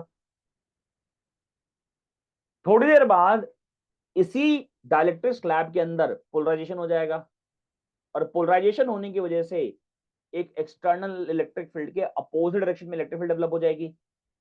फिर कुछ ऐसा होगा, बोलो, फिर कुछ ऐसा होगा, और एक रिड्यूस्ड इलेक्ट्रिक फील्ड डेवलप हो जाएगी डाइलेक्ट्रिक स्लैब में in the direction of external field, in the direction of external field. यानी इस डाइलेक्ट्रिक स्लैब में थोड़ी देर बाद एक इलेक्ट्रिक फील्ड यहां आने वाली है, ऐसे, हाँ या ना? जिसका नाम है सिंपली ई। कोई बता सकता है इस ई की वैल्यू क्या होगी? E is called as reduced electric field. E naught इसकी minus वैल्यू E. कितनी होगी? E naught इसकी minus वैल्यू E. होगी sir E E naught naught minus minus EP. E के, हाँ या ना? अब Yes, इस sir. E not minus E के, इस ई नॉट माइनस ई के, I'm sorry, E not minus EP, E not minus EP, इस ई नॉट माइनस ईपी या ई, एक ही तो बात है। क्या इसका फॉर्मूला, इन दोनों का फॉर्मूला क्या ई नॉट अपॉन में के नहीं होगा? बोलो यार। Yes, sir. Yes, sir. तो मैं जहां जहां ई आएगा उसकी जगह क्या लिख लूंगा? ई नॉट अपॉन में के लिख लूंगा। सही है? चलो जी, एक बात बताओ, जो डाइलेक्ट्रिक स्लैब आपको मेरी स्क्रीन पे दिखाई दे रहा है, वो जो सेपरेशन बिटवीन टू प्लेट्स है उनसे भी कम ही है। इसकी Yes, थिकनेस sir. मैं मान लेता हूं टी है। थिकनेस कितने मान लेता हूं? टी। तो मैं यहां लिख रहा हूं कि let us consider a dielectric slab of dielectric constant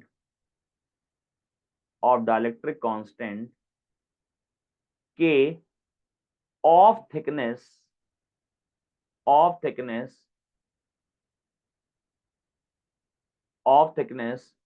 T, which is less than D, is inserted in between two parallel plates,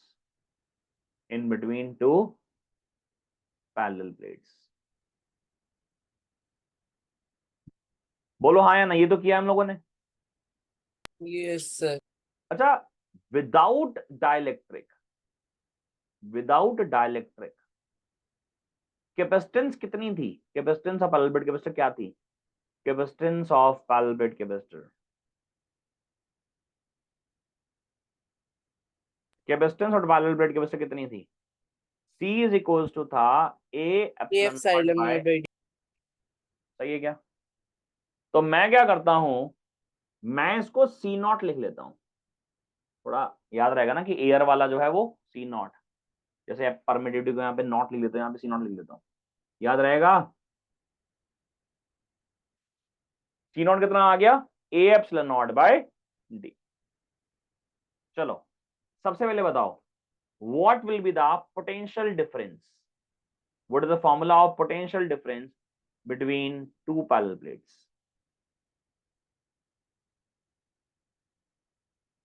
potential difference का फॉर्मूला क्या होता है? पोटेंशियल डिफरेंस का फॉर्मूला, V का फॉर्मूला ED होता था, ED बोलो यार। Yes sir. लेकिन प्रॉब्लम ये है कि यहाँ पे पूरे डायग्राम में दो इलेक्ट्रिक फील्ड हैं, एक है E नॉट, एक है E। अच्छा E जो है वो T रीजन में लगी हुई है, जबकि E नॉट जो है वो बचा हुआ रीजन है ना, ये वाला, ये जो D खाली माइनस region है, T। ये वाला इस रीजन में लगी हुई है, हाँ या ना? Yes sir.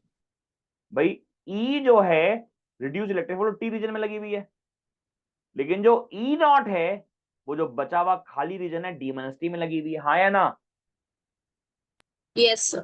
इसलिए ये जो फॉर्मूला आपके स्क्रीन पे दिखाई दे रहा है V इक्वल्स टू ED, ये मैं कह रहा हूं ये प्रॉपर नहीं है, कंप्लीट नहीं है।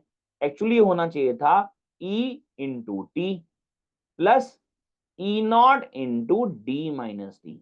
भाई इस रीजन का पोटेंशियल अलग और इस वाले रीजन का पोटेंशियल अलग, पोटेंशियल स्केलर है इसलिए सीधा ऐड कर लिया, बोलो हाँ या ना?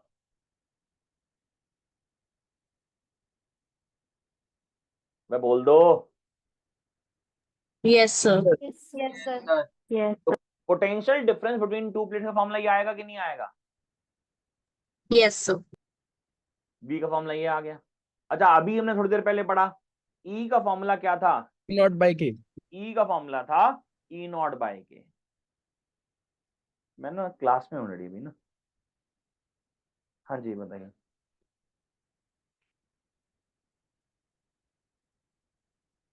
हाँ जी बेटा एक मिनट होल्ड करना सारे।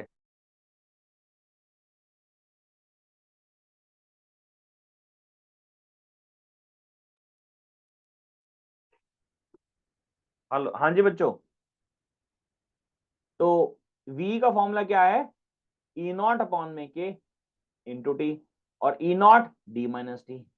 समझ में आया कि नहीं आया स्टेप सबको? Yes, sir. Yes sir.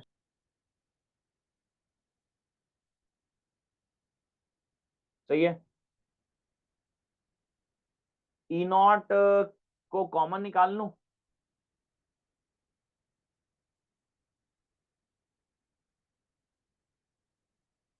बोलो तो सही यार।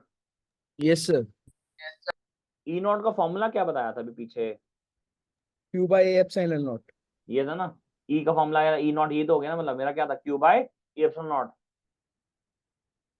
बोलो यार। Yes, sir. Yes, sir.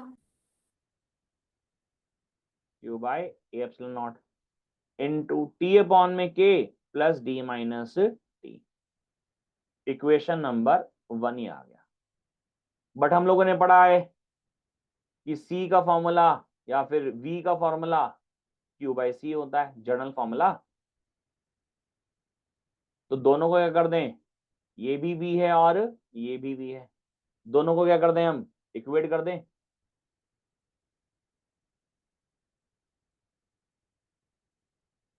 On equating क्या आएगा? Q अपॉन में A epsilon naught T by K plus D minus T बराबर किसके? Q अपॉन में C के। Q से Q काट दिया तो C कितना आ गया? A epsilon naught divided by T by K plus T by D। अरे कुछ तो बोलो भाई लोग। Yes sir. मैथ्स क्लियर है ये वाली? Yes sir. Yes, sir. अब यहां पे डिनोमिनेटर में से d कॉमन निकाल लिया, ये बन गया t बाय डी के प्लस d कॉमन निकाला तो 1 माइनस t बाय, ये क्या हो गया मुझसे, एक मिनट रुको यार, दोबारा लिख रहा हूं, d माइनस टी ये था प्लस t बाई के ये था, है ना। देखो तो दोबारा करता हूं, ए एप्सिलॉन नॉट, हमने d कॉमन निकाला, d कॉमन निकाला कितना हो जाएगा 1 minus T by D plus T by D के, बोलो सही है, Yes, sir. सही है। अब यहां से इन दोनों में से t बाई डी कॉमन निकालो, ए एप्सिलॉन नॉट बाई डी यार 1 minus T by D common निकाला अगर, तो 1 माइनस 1 बाई के बचेगा, बोलो। अब यहां से ए एप्सिलॉन नॉट बाई डी जो है, ये तो हमारा सी होता है, सी नॉट होता है, तो अपना क्या आ गया C naught 1 minus T by D into 1 minus 1 by के।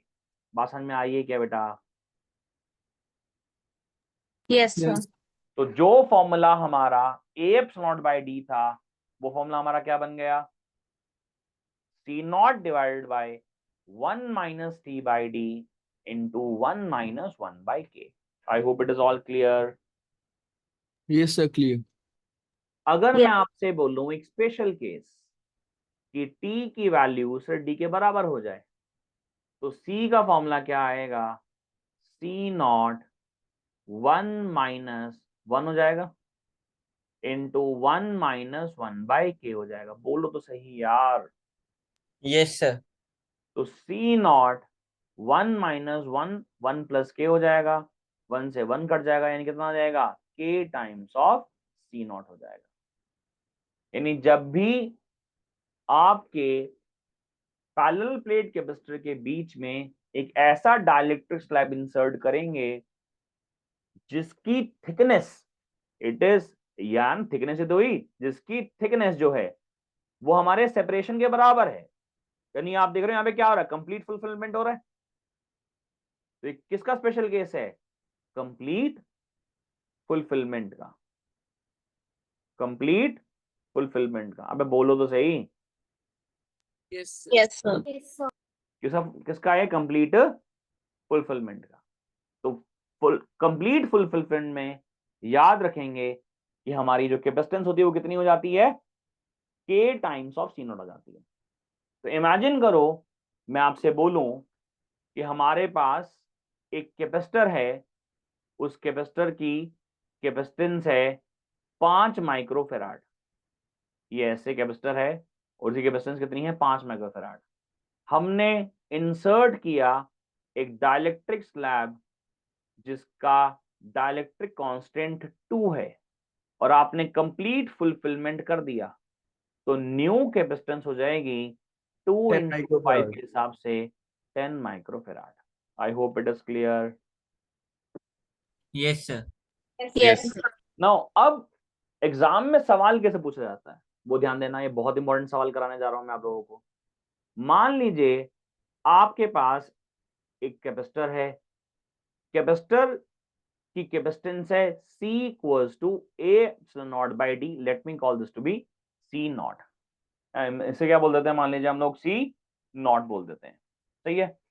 तो अगर मैं इसके बीच में एक डाइलेक्ट्रिक स्लैब डाल दूं जो 2 अलग अलग मटेरियल्स का बना हुआ है,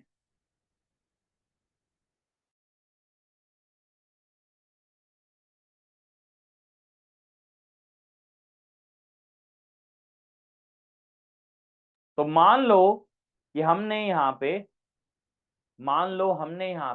एक डाइलेक्ट्रिक स्लैब डाला, लेकिन वो डाइलेक्ट्रिक स्लैब 2 अलग अलग मीडियम से मिलकर बना हुआ। भाई पहले तो सिंपल था, हमने एक डाइलेक्ट्रिक स्लैब डाल दिया, उसका डाइलेक्ट्रिक कांस्टेंट K है, तो हमारा नेट कैपेसिटेंस कितना हो गया K A epsilon naught by D, बोलो के टाइम्स। लेकिन अगर मैंने अब दो कैपेसिटर्स, सॉरी दो डाइलेक्ट्रिक मटेरियल से बना हुआ डाइलेक्ट्रिक स्लैब डाला, तो अब क्या होगा, ये हमें निकालना है। क्या लोगों को समझ में आ रहा है मैं क्या पढ़ा रहा हूं? Yes, sir.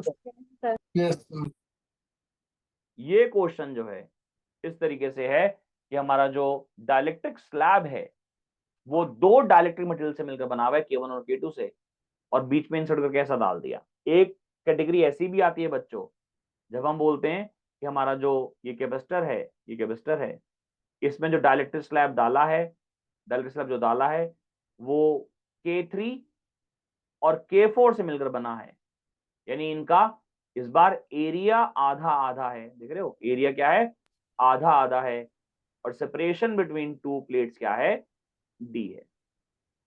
Separation between two plates क्या है, डी है। इस वाले में और इस वाले में अंतर क्या है बताओ?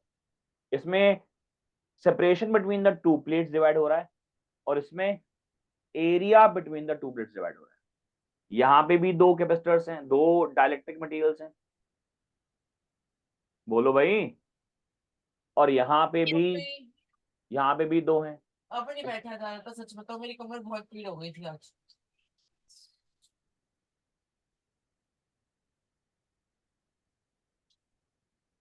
यार अपने माइक बंद रखो भाई। हाँ, तो दोनों में अंतर क्या है बताओ फटाफट,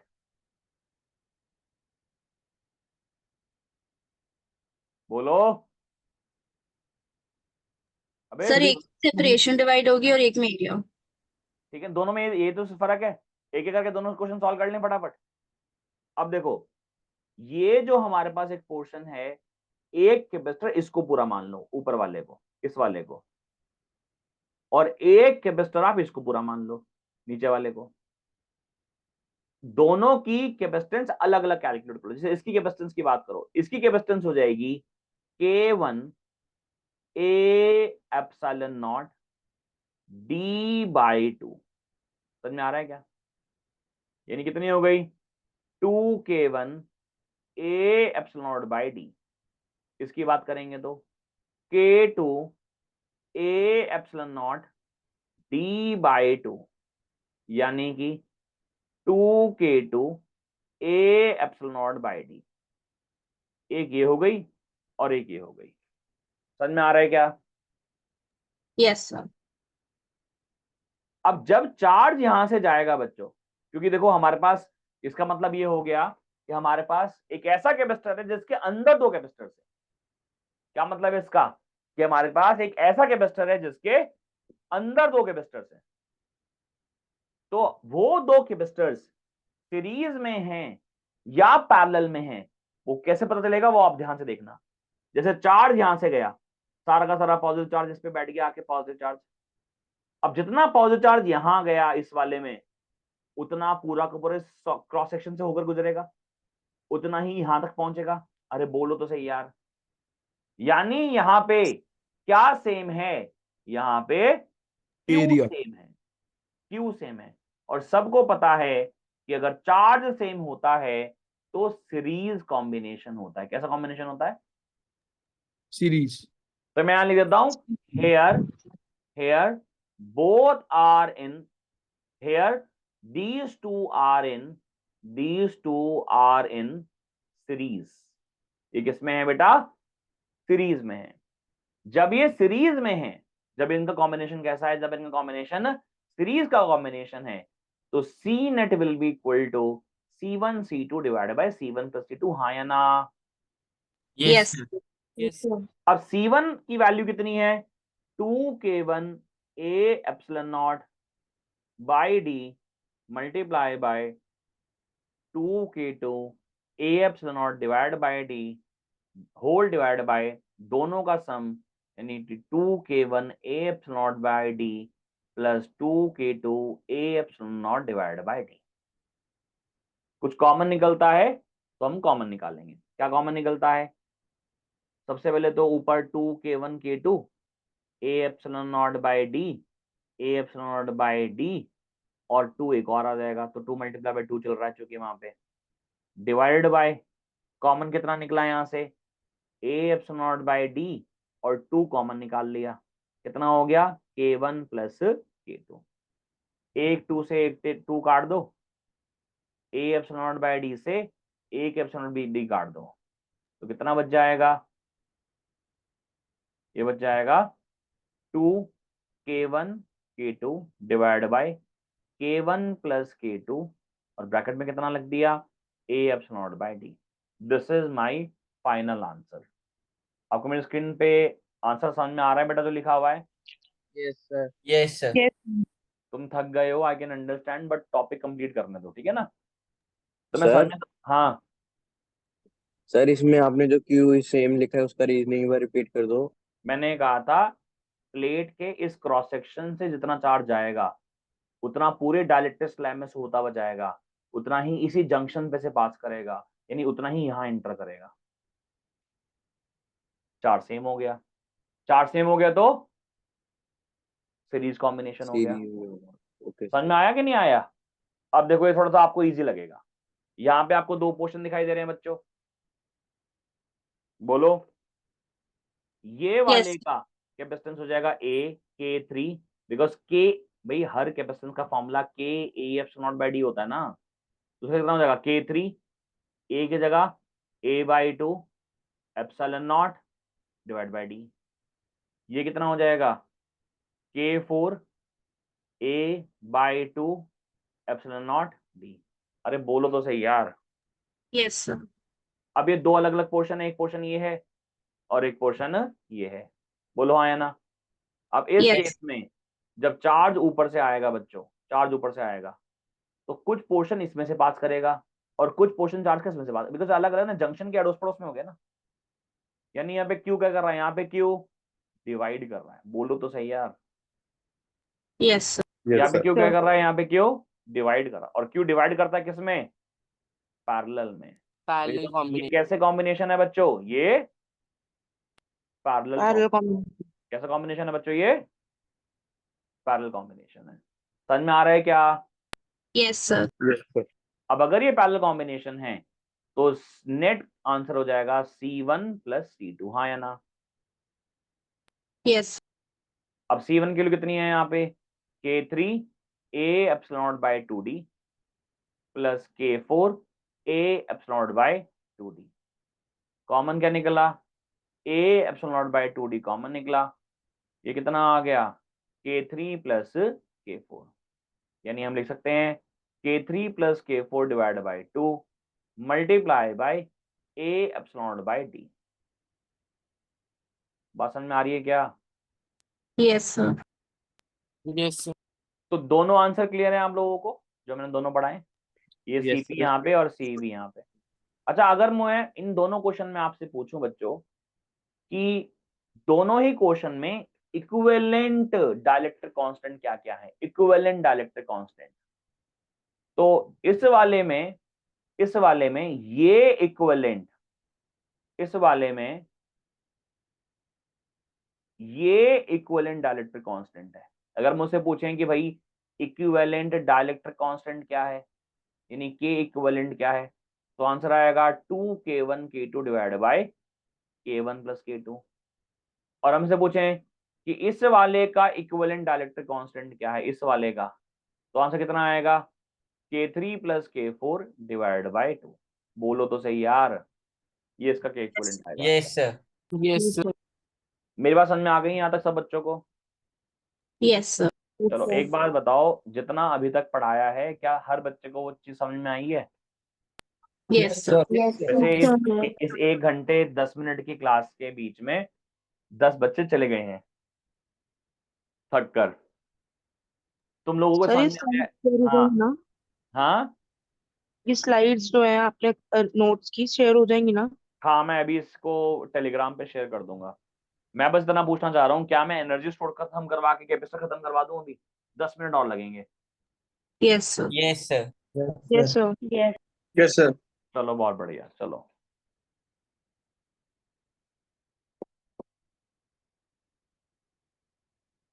वैसे तो मैं एक बात बताऊं, मैंने सब कुछ क्लास में पढ़ा रखा है, तो मैं सच में क्लास में समझ में नहीं आया था ये। आया था सर। सर अब रिवाइज हो गया एक बार। अच्छा, रिवाइज करने में फायदा मिलता है तुम लोगों को तो मैं सारे चैप्टर रिवाइज करा दूंगा। Yes, sir. Yes sir.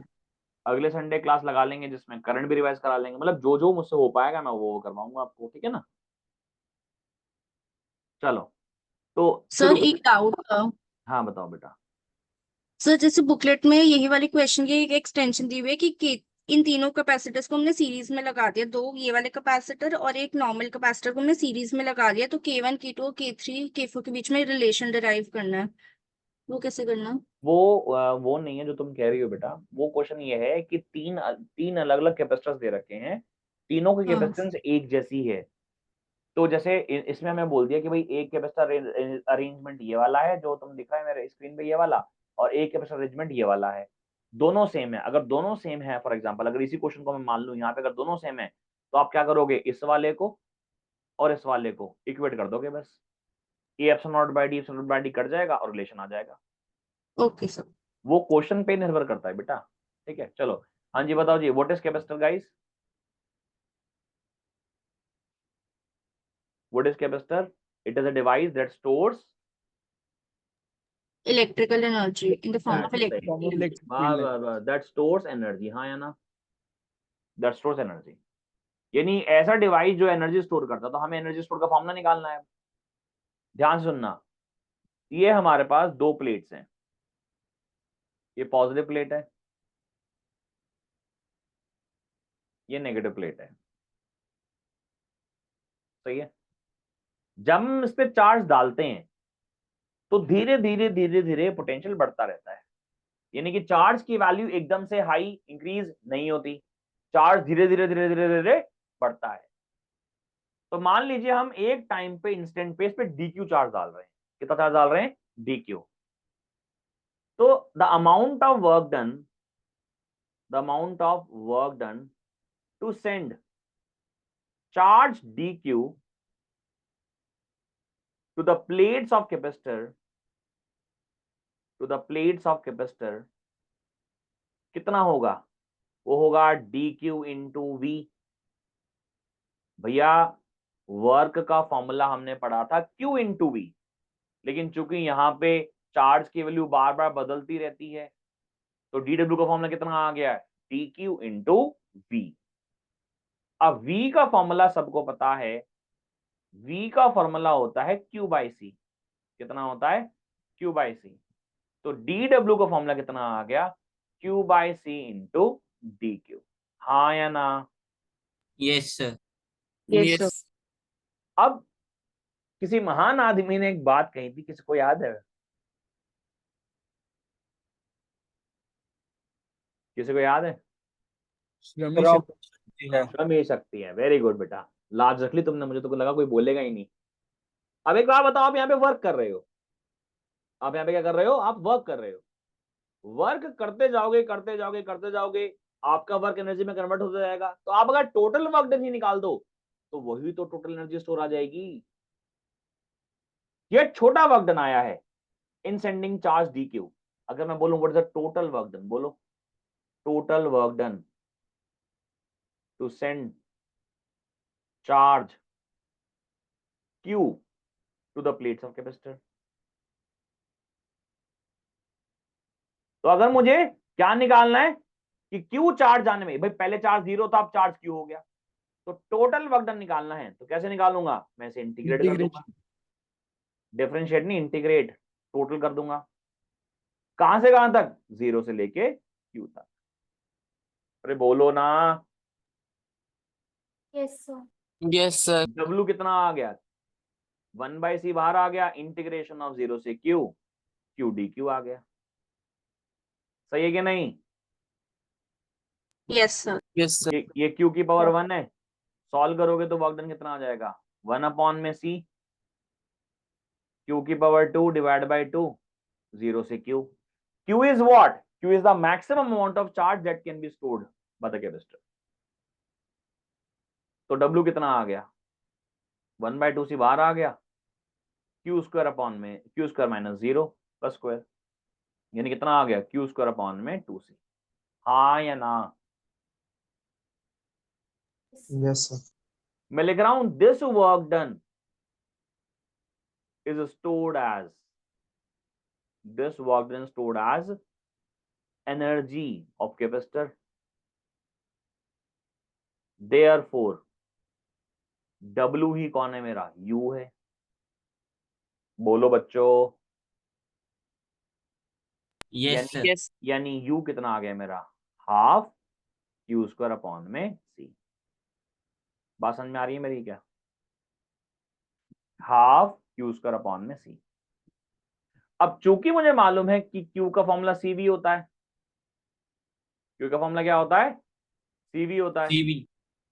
तो यहां पे U कितना आ गया, ये आ गया half CV square divide bye C, तो कितना आ गया, half CV square. C square V square divide bye C, C से C गया, तो U कितना आ गया, हाफ CV स्क्वायर।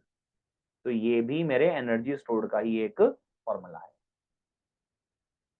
हो सकता है आप इसकी जगह ये फॉर्मूला डालना पसंद करते कि सर C का फॉर्मूला Q बाय V होता है। अगर आप ये फॉर्मूला डालते तो फॉर्मूला क्या बनता, तो फॉर्मूला बनता U is equals to half Q square divided by Q by V। Q से Q कट जाता तो U का फॉर्मूला क्या बनता, हाफ QV। बोलो तो सही बच्चों। Yes On your screen we have three formulas of energy density. Energy this half Q square by C, half CV square या फिर half QV। बोलो सही है कि नहीं, yes sir. Very good. Yes. Now capacitor के साथ एक फिजिकल क्वांटिटी और जुड़ी होती है, इसका नाम होता है एनर्जी डेंसिटी। क्या नाम यूज कर रहा हूं मैं, एनर्जी डेंसिटी।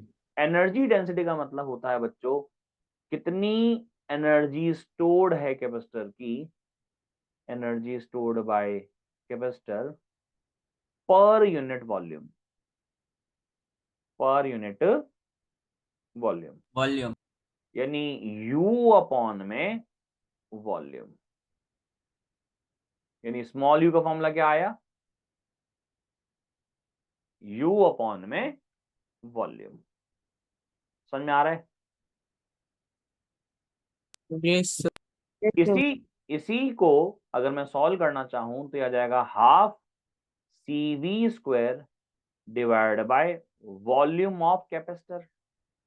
नो अगर मेरे पास एक पैरेलल प्लेट कैपेसिटर है, इनके बीच का सेपरेशन D है, इसका प्लेट एरिया A है, तो वॉल्यूम का फॉर्मूला होगा, वॉल्यूम का फॉर्मूला होगा A multiply by D। Volume का फॉर्मूला क्या होगा, A मल्टीप्लाई बाय D। तो U का फॉर्मूला कितना आ गया, half CV square divide bye AD। कोई डाउट दिक्कत परेशानी किसी को यहां तक, लास्ट पार्ट चल रहा है क्लास का, क्लास छोड़ रहा हूं मैं, लास्ट पार्ट है ये, बोलो। चलूं आगे, यस सर। आप क्या कर रहे हो, यहाँ पे D स्क्वायर से डिवाइड कर रहे हो, यहाँ भी D स्क्वायर से डिवाइड कर रहे हो, न्यूमरेटर में जो करा डिनोमिनेटर में वो कर दिया, नलीफाई हो गया। सिमिलरली यहाँ आप एप्सिलॉन नॉट से मल्टीप्लाई कर रहे हो और यहाँ पे भी आप एप्सिलॉन नॉट से मल्टीप्लाई कर रहे हो। ऐसा करते ही ऊपर वाला फॉर्मूला हो गया हाफ C V अपॉन में D का whole square into epsilon naught divided by A epsilon naught by D, because एक D से एक D कट जाएगा। और ऐसा करते ही ये जो मेरा डिनोमिनेटर बन गया, ये और ये C कैंसल आउट हो गया, तो एनर्जी डेंसिटी का फॉर्मूला क्या बन गया, ये बन गया हाफ V अपॉन में D, हमने पढ़ा था अभी E होता है, इनटू E का स्क्वायर हो जाएगा into epsilon naught divide bye 1, यानी हमारा वैल्यू आ गया half epsilon not E square. This is the formula of energy density. So in today's class, we have completed all the basics of capacitors. We have started from somewhere here कि capacitors क्या होते हैं, capacitor में single isolated conductor capacitor क्यों नहीं होता, हमने ionization की बात करी, इलेक्ट्रिक ब्रेकडाउन की बात करी, फिर हमने पैरेलल प्लेट कैपेसिटर का कॉन्सेप्ट पढ़ा, उसकी डेरिवेशन करी, हमने डाइलेक्ट्रिक स्लैब पढ़ा, उसका पोलराइजेशन भी समझा। डाइलेक्ट्रिक स्लैब के बीच में हमने क्या डाल दिया, डाइलेक्ट्रिक स्लैब के बीच में हमने एक कैपेसिटर के बीच में हमने डाइलेक्ट्रिक स्लैब डाल दिया, उसकी कैपेसिटेंस पढ़ी। फिर हमने पढ़ा दो स्पेशल केस, फिर एनर्जी का concept, energy stored bye capacitor, और उसके बाद एनर्जी डेंसिटी का कॉन्सेप्ट। मेरे ख्याल से ये सबको यहाँ तक समझ में आया है, हाँ या ना? Yes sir. Yes sir. बस फिर अगर यहाँ तक समझ Yes, में sir. आया है तो फिर हम अगली क्लास में मिलेंगे, यहीं से कंटिन्यू करेंगे। मैं कोशिश करूंगा कि मैं कल क्लास लगा पाऊँ और मैं लिंक ही शेयर करूंगा, ठीक है? चलिए, थैंक यू सो मच। कोई डाउट हो तो डाउट पूछ सकते हैं आप मुझसे अभी। कोई डाउट हो तो डाउट पूछ सकते हैं सर, जी। जैसे हमने दो पैरेलल प्लेट कैपेसिटर के बीच में दो इलेक्ट्रिक कांस्टेंट लगाए थे, तो अगर हम उनको डायगोनली लगा दें तो क्या होगा? बेटा डायगोनली लगाने पे हम उसको कैलकुलस से सॉल्व कर पाएंगे, और ये जेईई मेन का बहुत ही इंपॉर्टेंट सवाल है। और जब आपको भी जेईई का मॉड्यूल मिलेगा तो आपको देखना उसके अंदर इसका सोल्यूशन भी मिलेगा। मतलब ये जेईई का पार्ट है, it's not for the CBSE. Okay sir. ठीक है गाइस, तो फिर अगली क्लास में मिलते हैं। Thank you so much, have a good day.